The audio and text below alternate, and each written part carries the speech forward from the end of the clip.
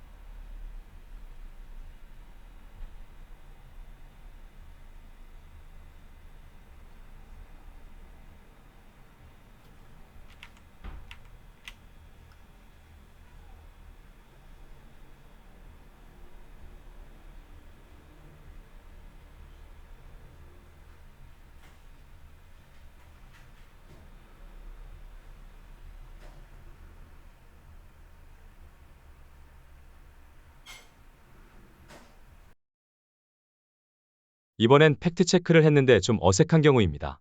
이건 좀 생각해봐야겠는데 라는 생각이 드는 경우입니다. 7월 13일 부동산 PF 대출에 관한 기사인데요. 그럼 부동산 PF 대출이 얼마나 되는지, 누가 대출이 많은지 팩트체크를 해볼까요? 부동산 PF를 관리 감독하는 곳은 금융감독원입니다.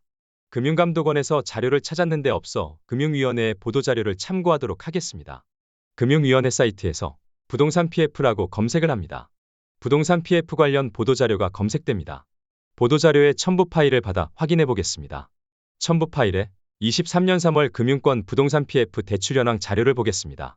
대출 연체율 자료에서 증권업의 연체율이 22년 전년에 비해 갑자기 두 자리로 가파르게 오른 것을 보면 증권업이 더 심각해 보이지 않으신가요? 신문기사는 새마을 금고가 주요 문제인 것처럼 이야기하지만 팩트 자료를 보면 어떤 생각이 드시나요? 새마을 금고보다는 증권사가 더 심각해 보이지 않으시나요? 만약 부동산 PF에서 문제가 발생한다면 새마을 금고보다는 증권사가 더 리스크가 있어 보입니다. 금융위원회 사이트에서 자료 찾는 것을 시연으로 보여드리겠습니다.